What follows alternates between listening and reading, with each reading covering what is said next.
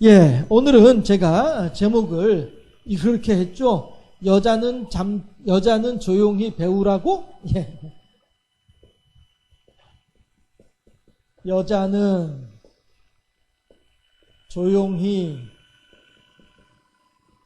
배우라고 이렇게 물음표를 해놨죠. 예.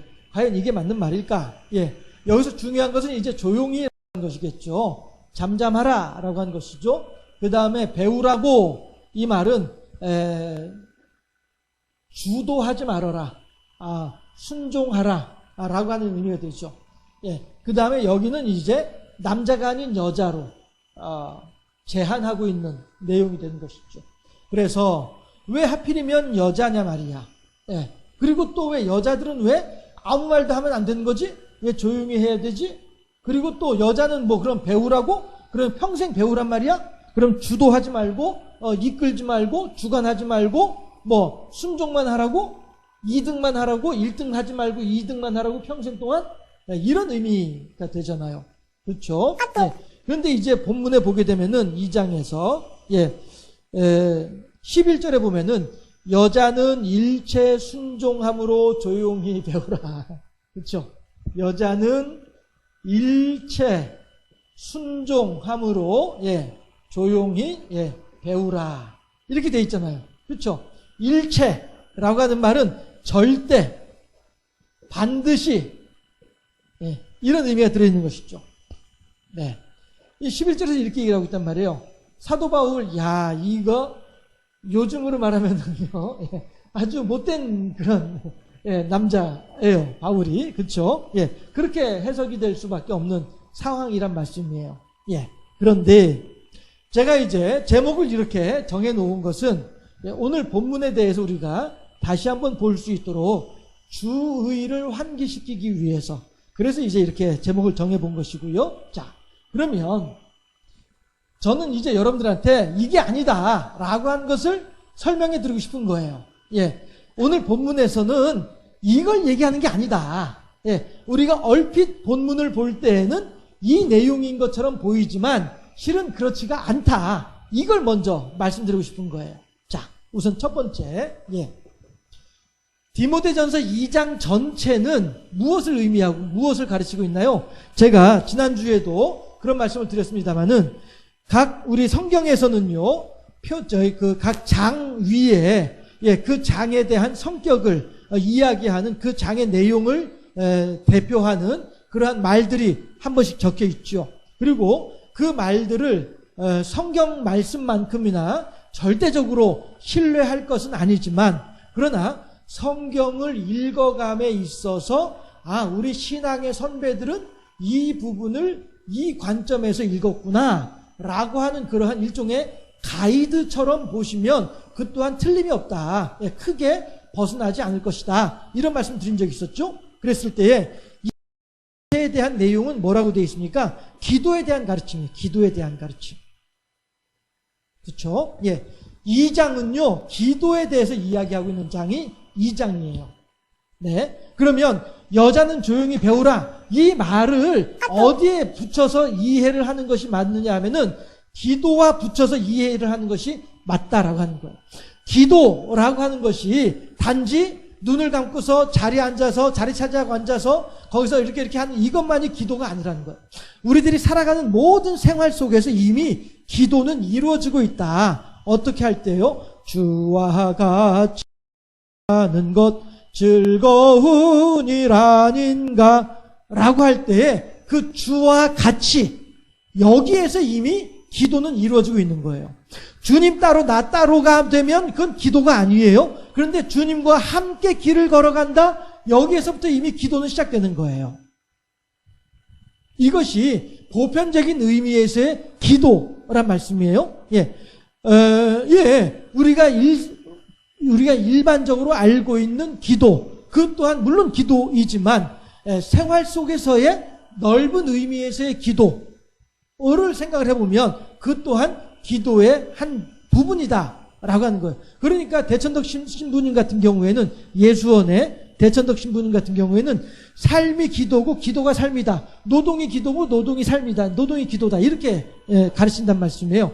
우리들이 살아가는 가운데에서 언제든지 하나님을 나의 하나님으로 높이는 삶, 이 삶이 중요하다는 거예요. 하루 6일, 일주일에 6일 동안은 세상에서 마음대로, 세상에서 내 마음대로 살다가, 주일날 하루 딱 예배당에 와서, 아유, 주여 하면 이것이 신앙생활이냐? 그거 아니라는 것이죠. 내가 예배당에 있을 때이든, 예배당 바깥에 있을 때이든, 내가 성경을 보고 있을 때이든, 아니면 다른 일을 하고 있을 때이든, 언제든지 그 속에서 내게 내 하나님을 나의 주인으로 섬기고 나는 하나님의 자녀라고 하는 의식 속에서 어찌하든지 주를 기쁘시게 하는 삶을 살고자 할 때 이 삶이 바로 기도의 삶이다라고 하는 거예요. 그러니까 오전에는 제가 주보에도 그런 말을 해놨습니다만은 감리교 운동하게 되면 1800년대 말을 해가지고 1900년대까지 해가지고 경건 운동의 최선봉에 서 있던 운동이 감리교 운동이거든요. 경건 운동은 사람들이 진화론을 거쳐가지고 낭만주의, 자유주의로 막 흘러가면서 하나님에 대한 경건의 모습을 잃어버리고 신앙 자체가 흔들흔들하고 이렇게 할 때에 경건 운동이 일어나면서 아니다, 우리가 다시 우리들의 모든 사고의 틀을, 모든 생각의 기준을 성경으로 돌려야 된다라고 하면서 다시 한번 신앙의 부흥 운동이 일어나던 때가 경건 운동의 때였거든요. 근데 그때에 그 경건 운동을 이끌었었던 감리교 창시자 존 웨슬레 같은 경우에는 이 목사님은 뭐라고 얘기를 했냐면은 당신의 지갑이 회개하지 않으면 당신의 구원은 불가능하다, 이렇게 얘기를 했단 말이에요. 주보에도 제가 적어놨습니다만은 아침에 시간이 없어서 그냥 넘어가고 말았죠. 그런데 그 내용이 무슨 이야기냐면은 내 삶이 변해야 된다는 거예요. 내가 아무리 입으로 주여 주여 외친다 할지라도 내 생활이 달라지지 않으면 그것은 진정한 의미의 변화, 구원받았다라고 할 수 없다, 이렇게까지 얘기를 하는 거예요. 그러니 야고보서에서도 뭐라고 해요? 주여 주여 하면서 하나님을 사랑하노라 하면서 형제를 미워하는 자는 하나님을 사랑하는 자가 아니라 거짓된 믿음이다 라고 얘기를 하잖아요. 행함이 없는 믿음은 죽은 믿음이다 라고 또 얘기를 하잖아요. 이것이 바로 경건운동에서 이야기하는 당신의 지갑이 회개하지 않는 한 당신의 구원은 불가능하다 라고 하는 말하고 연결해서 얘기를 할 수 있는 거란 말이죠. 내 생활이 바뀌어야 되는 거예요. 내 생각이 바뀌어야 돼요. 이렇게 할 때 이것이 진정한 하나님의 자녀로서의 삶이고 그 삶이 기도의 삶이에요. 그런 측면에서 보았을 때에 2장은 기도를 이야기를 하는데 여자에 대해서 얘기를 하고 있죠. 그러나 정확히 보자면은 남자에 대해서도 얘기를 하고 있어요. 2장 8절 보면은요. 8절 보면은 뭐라고 얘기를 합니까? 그러므로 각처에서 남자들이 분노와 다툼이 없이 거룩한 손을 들어 기도하기를 원하노라. 그렇죠? 남자들은 분내지 말고, 그렇죠? 다투지 말고, 그 다음에 거룩한 손을 들어서 기도하라. 이게 남자들이 해야 될 일이에요. 그렇죠? 이 이야기를 한 뒤에 그 다음에 여자에 대한 내용이 나오고 있는 거예요. 근데 이거 여자에 대한 내용이 뭐예요? 9절에 보면은 또 이와 같이 여자들도 단정하게 옷을 입으며, 그렇죠? 옷을 단정하게 입어라. 그 다음에 소박함과 정절로서 자기를 단장하라 라고 얘기를 해요. 자, 그 뒤에 나오는 내용이 뭐냐면은 따은 머리와 금이나 진주나 값진 옷으로 하지 말고, 그렇죠? 10절에 오직 선행으로 하기를 원하노라. 뭐를요? 단장하는 거를, 치장하는 거를.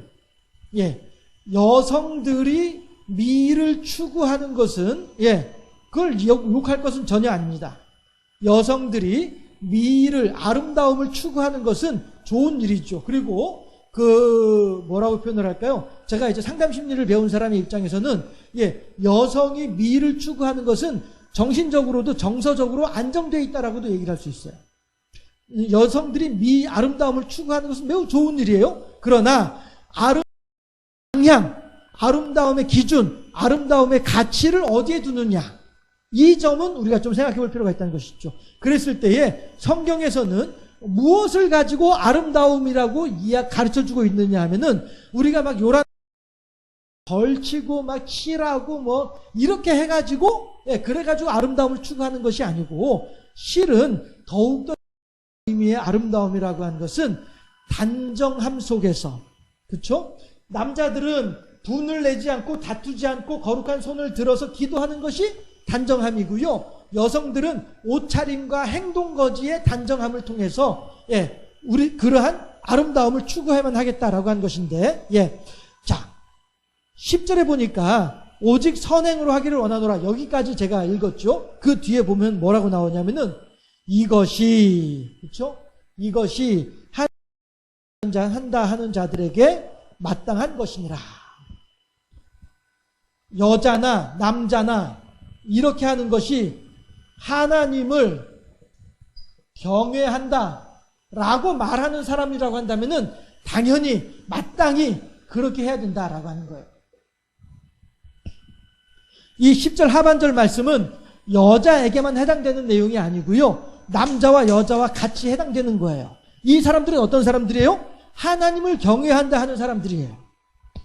예수도 알기 원함은 크고도 넓은 사랑과 대속해 주신 은혜를 간절히 알기 원하네 라고 하는 사람들, 이런 사람들은 남자라면은 분을 내지 말고 다투지 말고 거룩한 손을 들어서 기도하기 힘쓰라. 이것이 남자들이 해야만 할 경외한다 하는 자들의 마땅한 행위라는 거예요.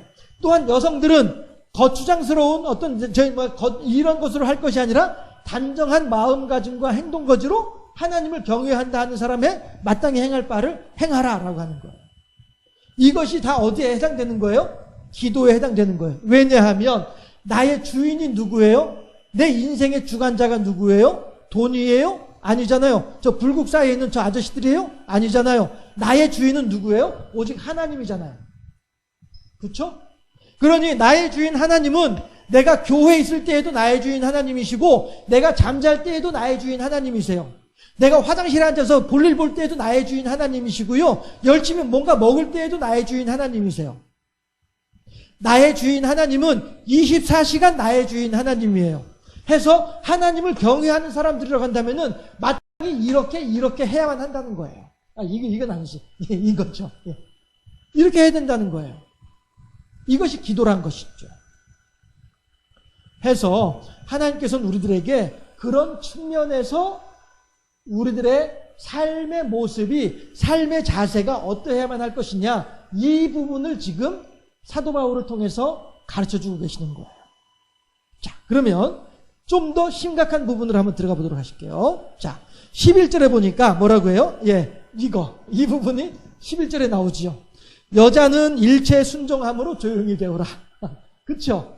그런데 이 또한 뭐예요? 하나님을 경외한다 하는 자들의 마땅히 행할 바란 말이에요.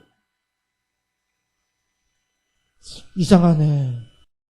여자는 그러면은 여자를 가르치되 여자는 남자를 가르치면 안 되고, 이 12절에 나오는 내용들이 그 말이잖아요.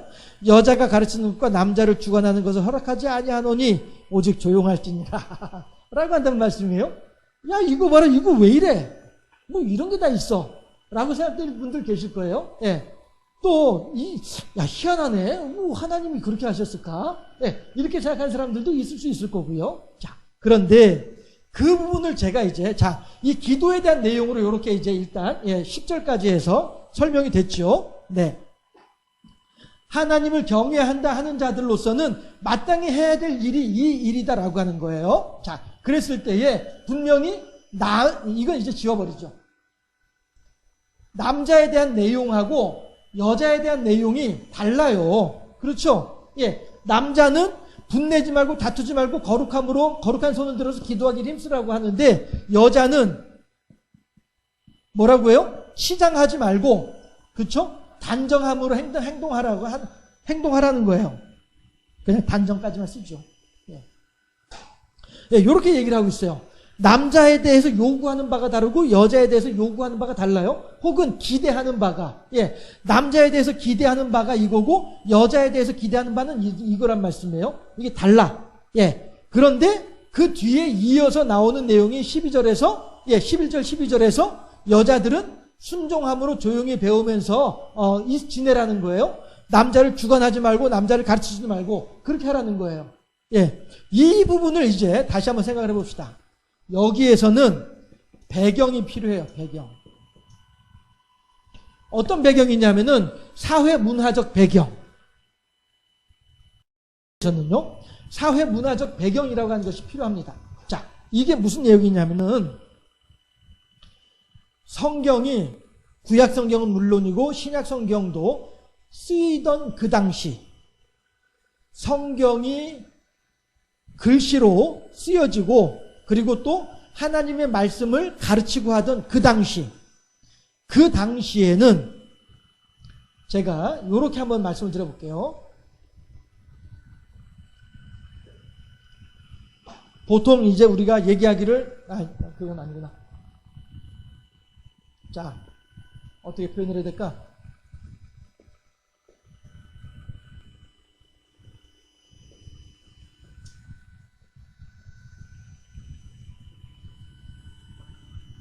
돼 있고 이렇게 돼 있죠. 이렇게 하고 이게 지도예요. 대충 지도예요. 대충 지도라고 칩시다. 자, 그러면 저기 성경이 쓰여지던 예루살렘을 중심으로 하는 유대 지역은 어디냐 하면은 이쯤이에요. 이쯤이 유대 지역이에요. 대략. 여기가 이제 미국이고요. 여기가 이제 브라질이니 멕시코니 있는 남미고요. 여기가 이제 저기 호주고요. 이렇게 이제 돼 있습니다. 이쯤이 이제 우리나라겠죠. 이쯤이. 그리고 여기가 이제 시베리아고 러시아고 여기 이쯤이 이제 중국일 테고, 그렇죠? 이쯤이 이제 인도일 테고, 그렇게 되고 이제 뭐 대충 이렇게 합시다. 뭐 정확하지 않으니까. 제가 하고자 하는 말은 무슨 얘기냐면은 이 당시에 성경이 쓰여지던 이 당시에 사람들은 미국이라고 하는 아메리카 대륙은 생각하지 않고 있었어요. 호주 대륙도 마찬가지로 생각하지 않고 있었어요. 이 당시 사람들은. 단지 하다못해 여기 중국도 이 이후에 중국까지 왔다 갔다 하지, 그 이전에는 중국에 대한 기록도 그다지 없어요. 물론 하긴 뭐 기록이 없지는 않을 수도 있겠다. 어쨌든지 간에 적어도 아메리카 대륙과 호주 대륙은 이 당시 사람들의 세계 속에서는 없었어요. 그래서 여기에만 알고 있는 상황이었었어요. 이 상황에서 쓰여진 이 상황을 배경으로 하는 글이란 말이에요. 이 상황을 배경으로 하는 정서란 말씀이에요. 문화란 말씀이죠. 이때의 문화는 어떤 문화입니까? 남자는 주로 힘을 쓰고 여자는 주로 집안일을 하고 이렇게 남자와 여자의 역할이 분명하게 나누어져 있었어요. 그렇죠? 이 당시의 배경이란 말이에요. 이 당시에 사회 문화적인 배경이 정서가 그렇단 말씀이에요. 이것이 질서예요. 이것이. 그래서 남자같이 옷을 입어도 안 되고 여자가 남자같이 옷을 입어도 안 되고 남자도 마찬가지로 여자같이 그렇게 행동을 하도 안 되는 거예요. 해서 여자는 여자처럼 살아야 되고 남자는 남자처럼 살아야 되고 이것이 이 당시에는 명확했었어요. 왜냐하면 그만큼 사회가 단편적인 사회였었으니까. 그런데 이로부터 이 배경에 의해서 성경이 쓰여지고 그 이후에 약 1500년 정도가 흐른 뒤에 아메리카 대륙이라고 하는 이 땅을 알게 된 거죠. 그렇게 하면서 사람들의 세계관이 확 넓어지는 거예요. 야, 이거 봐라. 뭐 굳이 뭐 이렇게 유럽 땅, 요 조그만 유럽 땅에만 있을 것이 아니라 세계로 나가면 되겠네. 라고 하는, 그리고 또 어떤 세계관이 생기냐면은 이 유럽 땅에서 이쪽으로 올라와서 백길을 따라서 중국으로 왔다 갔다 하던 이러한 사람들의 세계관이 이것뿐 아니라 이제 대서양을 지나서 아메리카 대륙까지도 왔다 갔다 하는 이러한 세계관으로 바뀌면서 어떤 일이 벌어지냐면은 세계대전이 벌어지죠. 1차, 2차에 걸쳐서 1차, 2차에 걸쳐서 세계대전이 벌어져요. 세계대전이 벌어지면서 사람들은 엄청나게 생각이 달라지는 것을 느끼는 거예요. 지금까지의 전쟁이라고 하는 것은 그저 내 나라하고 네 나라하고 이렇게 서로 나라 간에 그냥 싸우는 이런 전쟁이었는데 1차, 2차 세계대전을 거치면서 전 세계가 다 전쟁의 소용돌이에 휘말리고 막 이렇게 하는 일들을 겪으면서 사람들이 생각이 대단히 달라지게 됩니다. 그렇게 하면서 어떤 일이 생기냐 하면은 기존의 질서를 따라서 전쟁터에는 누가 나가요? 남자들이 나가죠. 지금도 이제 뭐 주로 남자들이 전쟁터에 나가고 있죠. 예. 요즘에는 이제 여군들도 많이 군대 내에서 요직을 차지하고 있긴 합니다만은 그럼에도 불구하고 절대 다수는 아직까지도 남자들이 차지하고 있죠. 네. 기존 질서를 따라서 남자들이 전쟁을 하러 나가니까 그런데 예전에는 전쟁을 하러 나가면은 여자들은 그저 집안에서만 집안 농사만 짓고 소나 기르고 이제 뭐 소 젖다 짜고 이렇게 식구들만 돌봐주고 이렇게 하면 되는 사회였었는데 그런데 세계대전을 치르면서는 어떤 일이 생기냐 하면은 남자들이 군대 전쟁터에 나가 있으면은 여자들이 대신에 무기를 만들어야 되는 거예요. 그동안에 여자들은 집안일만 하면 됐었는데 이제는 남자들이 전쟁터에 나가고 그 남자들이 하던 일을 여자들이 해야만 하는 이런 상황이 벌어지는 거예요. 집안일은 둘째치고 밖으로 남자들이 전쟁하러 나간 그 빈자리를 채우러 여자들이 집 밖으로 나가기 시작을 하는 거죠. 그렇게 하면서 여자들 또한 이거 봐라, 이게 뭐 세상이 이런 게 아니네, 나도 뭐 남자들이 하는 일 충분히 할 수 있네, 나도 뭐 기계다 많이 있고 까짓거 뭐 이거 뭐 해가지고 뭐 얼마든지 뭐 물건 만들어내고 뭐 여자나 남자나 다를 거 없네, 이런 생각들이 배경으로 질서가 바뀌는 것이죠. 이건 X자를 하면 안 되는구나. 바뀌는 거니까. 예. 질서가 변화하게 되는 것이죠. 예. 제가 여러분들한테 이 남자와 여자의 역할, 바울이 말하는, 예, 남자와 여자의 역할에 대한 부분을 왜 이 당시에는 이렇게 얘기를 할 수밖에 없었는지에 대해서 설명해 드리려고 이 내용을 말씀드리는 거예요.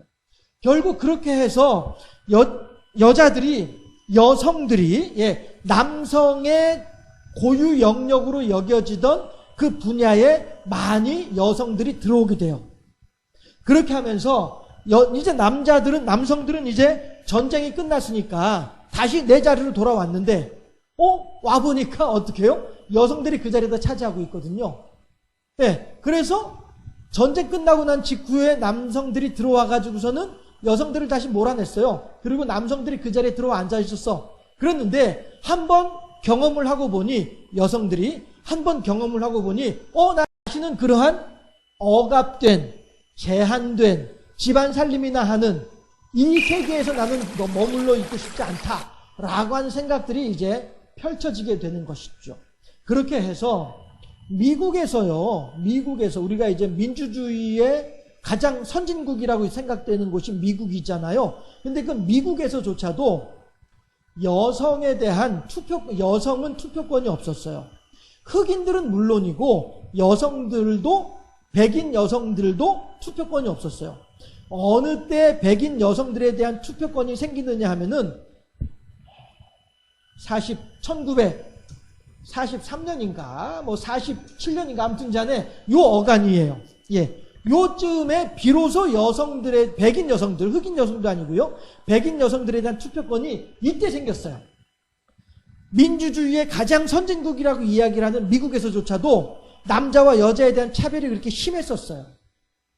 그랬었는데 그것이 이제 기존 질서였었죠. 그런데 이 기존 질서 두 차례에 걸친 세계대전을 거치면서 변화하게 되면서 이제는 여성들도 목소리를 내면서 우리들한테도 투표권을 줘라. 왜 남자들만 투표하냐? 우리도 투표하란다. 이렇게 얘기를 한 것이죠. 투표권이라고 하는 이름으로 대표되는 것이 뭐냐 하면 여성들의 사회 참여예요. 예. 여성들의 사회 참여의 문이 그만큼 넓어진 거예요. 자, 제가 드리고 싶은 말씀은 뭐냐면은 그만큼 배경이 바뀌었다는 거예요. 배경이 바뀌고 보니 지금 바뀐 배경을 가지고 이 2000년 전에 쓰여진 글을 보려고 하면은 이게 이해가 안 되는 거죠.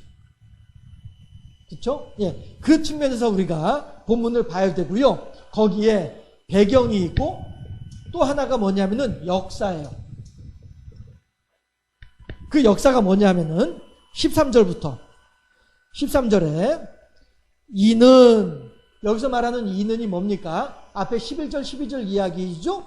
여자들은 조용히 배워라. 여자들은 가르치려고 하지 말고 지배하려고 하지 말아라 라고 하는 것이죠. 그런데 왜냐하면 자, 제가 첫 번째 기도에 대해서, 두 번째 배경에 대해서 설명해 드렸고, 이제는 역사에 대해서 설명을 해 드릴게요. 13절. 이는 아담이 먼저 지음을 받고 하와가 그 후며.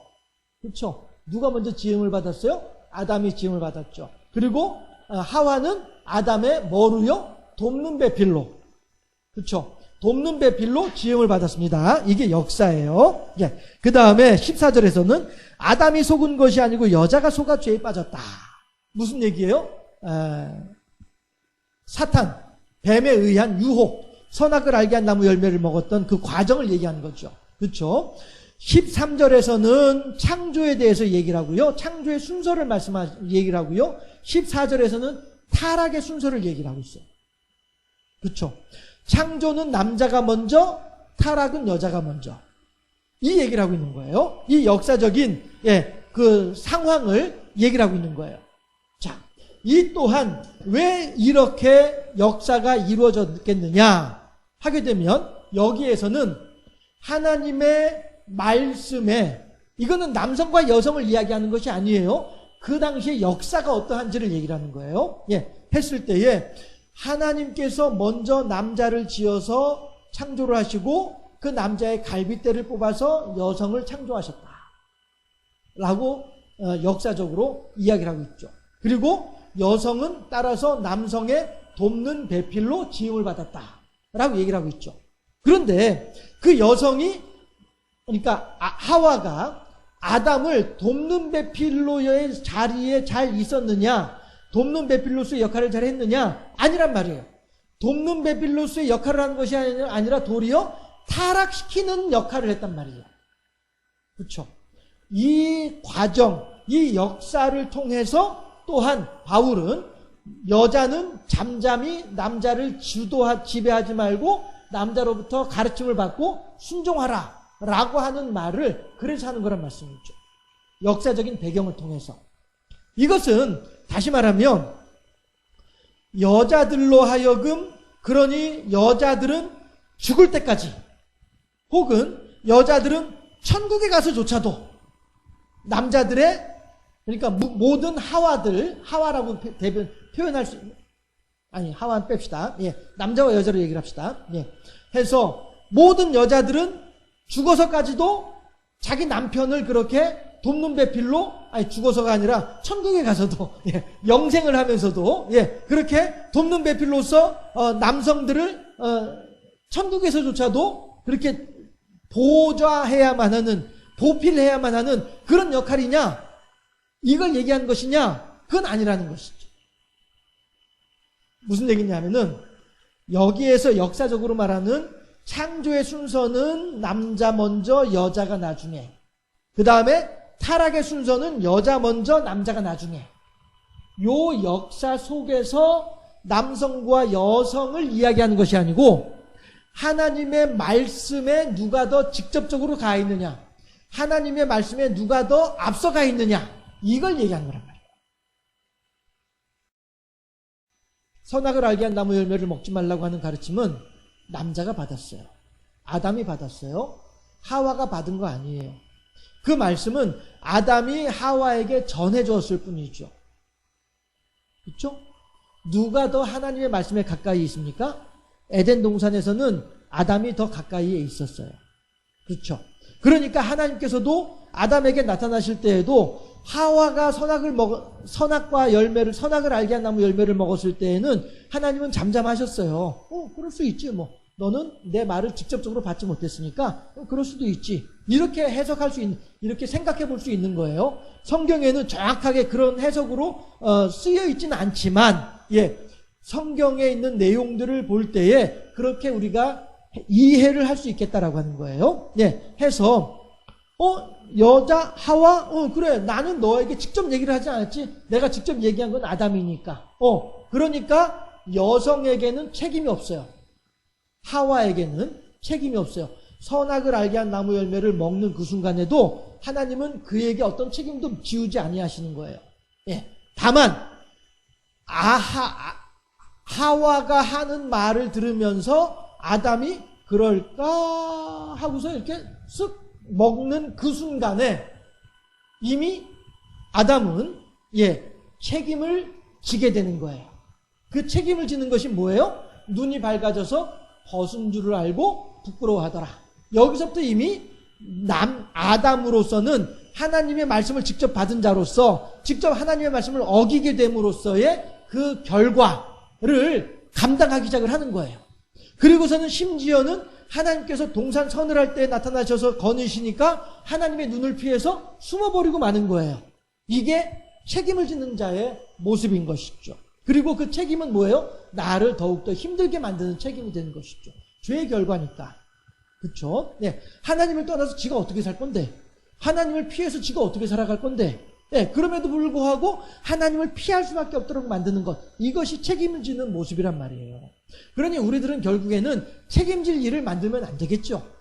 그렇죠?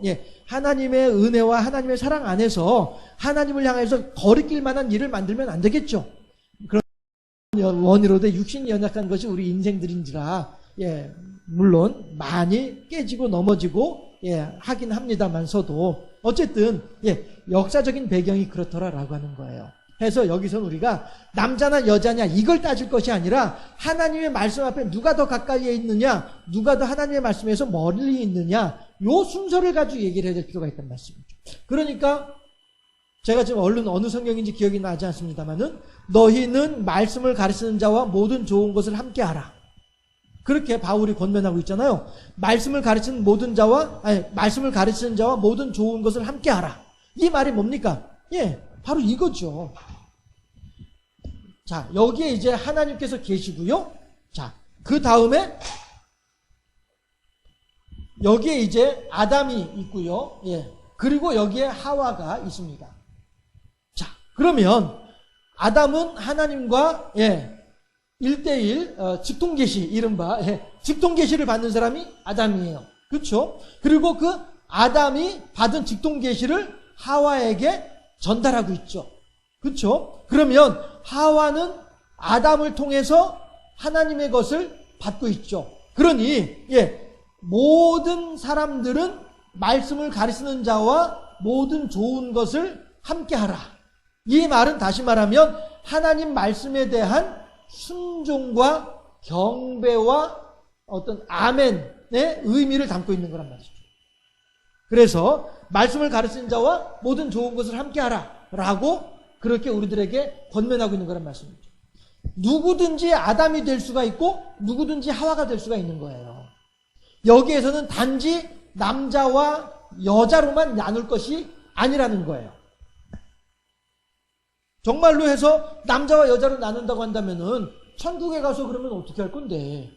그렇지 않습니까? 우리들은요, 여기서 아담과 하와를 역사적인 근거로 볼 때에 남자와 여자로 나누어서 이야기를 할 것이 아니라 에덴 동산에서 어떤 일이 있었던가를 봐야 된다. 그러면 에덴 동산에서 있던 일들은 과연 무엇이냐? 단지 남자와 여자로 생각할 것이냐? 그건 이것이 없었을 때는 그렇게 생각할 수 있었어요. 이것이 없을 때에는. 사회, 세계 문화와 질서가 바뀌게 되는 이것이 없었을 때에는 이것과 이것만 가지고 얘기를 하면서 충분히 이해를 할 수 있었어요. 그러나 이것이 끼어들게 됨으로 말미암아 이것과 이것에 대해서 다시 생각해 봐야 될 필요가 생겼다라고 하는 것이죠. 그래서 그리고 또 이것은 단지 이것 때문만 아니고요. 성경에서는 곳곳에서 여자들이 남자들을 지배하고 가르치는 일들이 곳곳에서 나와요. 안 그렇습니까? 에스더서만 하더라도 안 그래요? 에스더가 지금 한 민족을 구해내고 있는 거예요.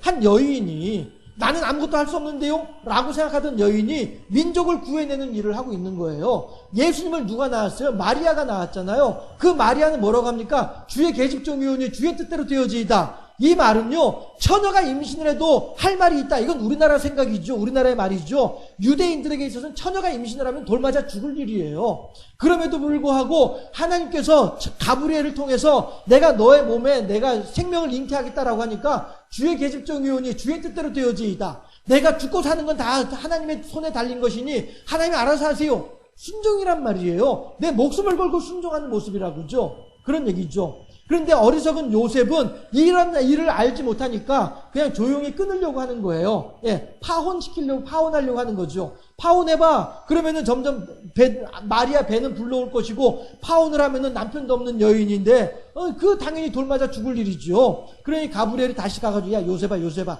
그거 아니야. 오해하지 말어. 네 아내는 정숙한 여인이야. 라고 하면서 이렇게 가르쳐 주니까, 그래요? 알았어요. 하고서는 이제, 결혼을 하고 대신에 아기 낳을 때까지 동침하지 아니하더라. 이 또한 요셉이 멋있는 장면이죠. 자, 여기에서도 마찬가지로 남자와 여자로 이야기를 할 것이 아니라 누가 먼저 하나님의 말씀을 받았느냐 하는 거예요. 그렇죠? 가브리엘이 요셉에게 먼저 나타나나요? 마리아에게 먼저 나타났잖아요. 네, 이거예요.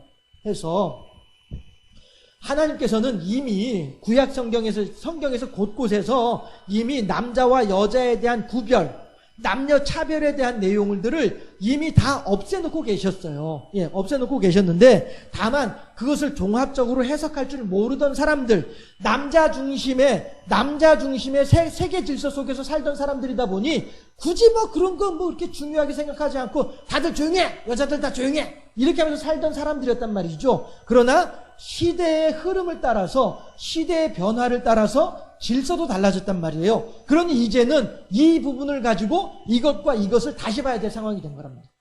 그래서 다시 역사로 보다 보니, 산에서는 남자와 여자가 아니로구나. 하나님의 말씀 앞에 누가 더 가까이에 있고 누가 그 뒤에서 있는지, 질서에 대한, 영적인 질서에 대한 내용을 얘기하는 거구나. 이걸 얘기를 하는 것이죠. 그러니까 15절에서 뭐라고 얘기를 합니까? 15절에서 그러나 여자들이 만일 정숙함으로써 믿음과 사랑과 거룩함에 거하면 그의 해산함으로 구원을 얻으리라. 여기서 말하는 해산을 여러분들 정말로 응응 해야지 애기 낳는 그 해산으로 생각하시면 안 됩니다. 예, 그것이 아니고요. 예, 이러한 정숙함으로써 믿음과 사랑과 거룩함에 거하게 되면 이러한 믿음의 해산을 이야기하는 거예요. 신앙생활의 해산을 의미하는 거예요. 해서 이러한 과정을 거쳐서, 다시 말해서 하나님의 말씀을 요렇게 앞에서 자리 잡고서 하나님과 직통 계시를 할 수 있는 이러한 상황에 대한 가능성도 열어놓고 계시는 거예요. 예, 해서 아담이 먼저고 하와가 나중이다. 이것을 완전히 고착화시키는 것이 아니라 남성과 여성으로서 얘기를 하면서 언젠지 여성도 어떤 그 하나님의 은혜를 따라서 남성들 앞에 자리매김할 수 있는 기회를 열어놓은 거란 말이죠. 바울은 절대 남존 여비의 그러한 철저한 사상 속에 젖어 있는 사람이 아니다 라고 하는 것을 다시 한 번 더 입증해 주는 말이 15절 말씀이다 라고 하는 것이죠. 여러분들, 여자는 조용히 배우라고? 그 말은 아니다. 여자가 조용히 배울 것이 아니라 하나님의 말씀에 정통하지 못한 사람들이 조용히 배워야 되는 것이죠. 그렇죠? 예. 해서 이 본문에서 남자와 여자로 나누어서 이야기를 할 것이 아니라 하나님의 말씀 앞에 내가 어디에 있느냐, 하나님의 말씀 앞에서 내 위치가 어디냐, 이걸 보면서 얘기를 해야 된다라고 하는 것이죠. 내가 하나님의 말씀에 정통하고 내가 믿음으로 살아가기를 힘쓰고 하나님께 영광 돌려드리는 일을 위해서 수고하고 헌신하는 사람이라고 한다면 누구나 아담의 자리에 앉아있을 수 있는 것이죠. 그리고 내가 비교적 생각해보니까 좀 저 사람보다는 내가 좀 하나님의 말씀에 좀 멀리 있는 거, 예를 들어 비유를 통해서 말씀드리는 거예요. 예. 저분이 나보다 훨씬 더 신앙생활을 잘 하시는 것 같아. 저분이 나보다 훨씬 더 하나님께 가까이 있는 것 같아 라고 하게 되면 그에 대해서 존경하고 그를 존중할 수 있는 이러한 성도 간의 교제, 교우 관계를 이야기하는 거란 말이에요. 결국에는 이 모든 일들은 기도에 대해서 가르쳐주고 있고요, 시대적인 배경, 그 문화적인 배경, 질서를 가르쳐주고 있고요, 그 다음에 역사를 가르쳐주고 있어요. 예, 그렇게 하면서 15절에서 마지막 가능성을 열어두고 있는 거예요. 그렇게 함으로써 이 모든 것들에 대해서 마지막 15절에서 확증을 하고 있는 것이죠. 그래서 우리들은 결국에는 남자와 여자의 문제로 이 본문을 볼 것이 아니라 하나님 앞에서 내가 어떠한 마음가짐으로 있는지에 대해서 스스로를 점검하라는 뜻이로구나. 이렇게 받아들이면 딱 맞는 거란 말씀이죠. 그래서 내가 하나님의 말씀을 하나님에게 좀 더 가까이 나아가는 그러한 신앙생활을 하기를 힘쓰고 애쓰는 그런 사람이 된다고 한다면 그 사람이야말로 진정으로 하나님과 교제하고 교통하는 이런 사람이 될 수 있지 않겠냐. 제가 신학교 가기 전에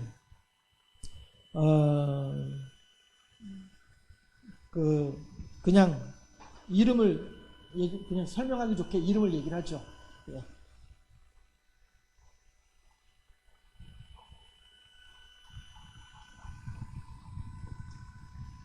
우선 지우고요.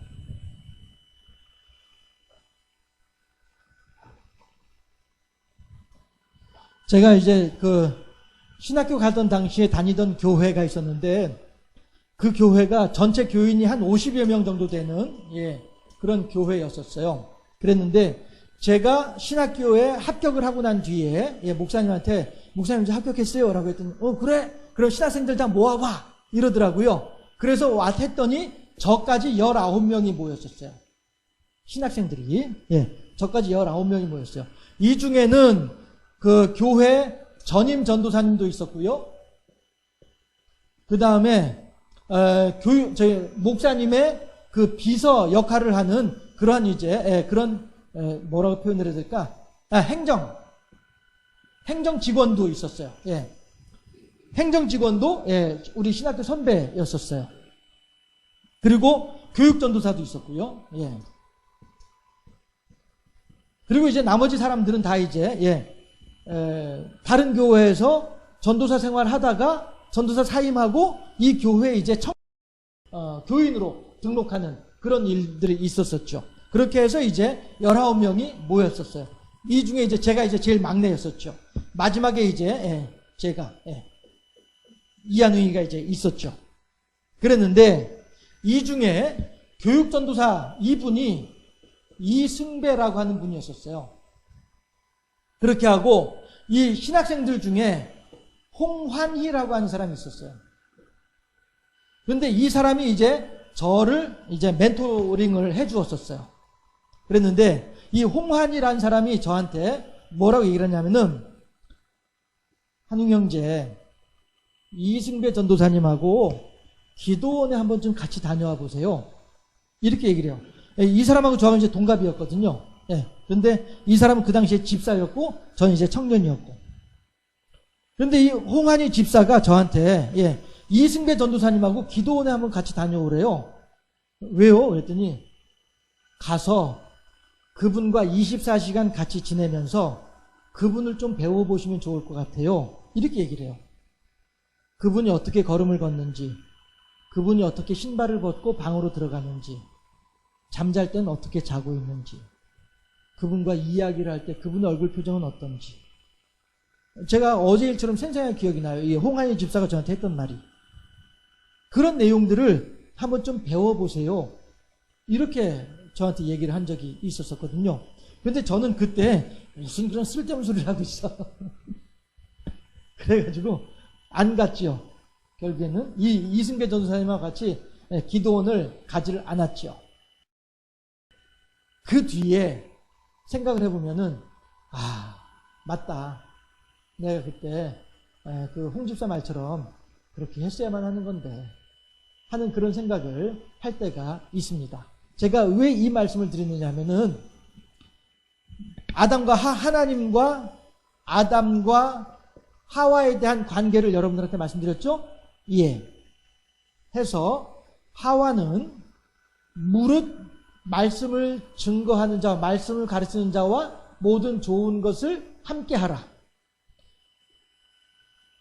가르침을 받는 사람이에요. 말씀을 가르치는 사람이고요. 하나님이고요. 그러면은 이 사람은 말씀을 가르치는 자와 좋은 것을 함께 하라. 이 말은 이 사람을 존경하고 이 사람을 존중하라. 이런 의미가 되는 것이죠. 결국 홍 집사는 저한테 그걸 가르친 거예요. 그걸 제안을 한 거예요. 저한테 한웅 형제 이승배 전도사님을 좀 배워보세요. 이승배 전도사님을 존경하면서 이승배 전도사님을 존중하면서 이승배 전도사님을 좀 배워보세요. 이걸 저한테 코치를 해준 거였었어요. 요것과 마찬가지인 것이죠. 결국에는 이승배 전도사님이 이 자리에 계신 거고, 홍한희 집사가 이 자리에 있는 거고, 저는 여기에 있는 거죠.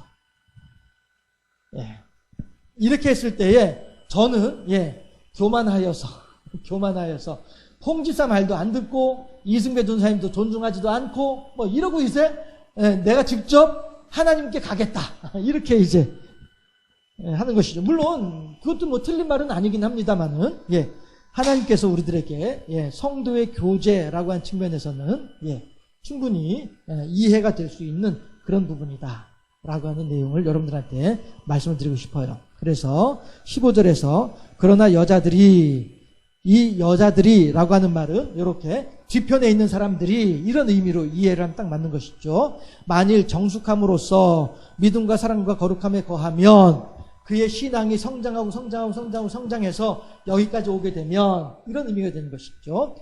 그렇게 되면 해산함으로 구원에 이르게 된다라고 얘기를 하는 것이죠. 다시 말해서 우리들의 성도의 본분은 날마다 신앙이 성장하는 것이다. 신앙의 인격이 성숙되는 것이다. 이것을 하나님께서는 우리들에게 원하고 계신다. 이걸 얘기를 하는 거죠. 정리를 하자면 결국에는 기도에 대해서 사회 역사적인 배경에 대해서 그리고 성경의 역사에 대해서 다 이야기를 하고 있으나 한마디로 얘기를 하면은 여자는 교회 안에서 조용히 있으란 말이야? 그 뜻이 아니다. 도리어 우리들의 신앙의 인격이 성장하고 성숙해야만 하겠다. 이것이 참다운 신앙생활이고 이것이 기도생활의 본질이다 라고 하는 것을 얘기합니다. 우리들이 하나님께 더욱더 큰 영광을 올려드리고 날마다 성장하고 성숙되고 변화되어져서 어제보다 오늘보다 내일이 더 뜨겁게 하나님을 사랑할 줄 아는 그러한 성숙한 신앙인으로 세워지는 우리 모두가 되어질 수 있기를 주님의 이름으로 축원합니다. 기도하겠습니다.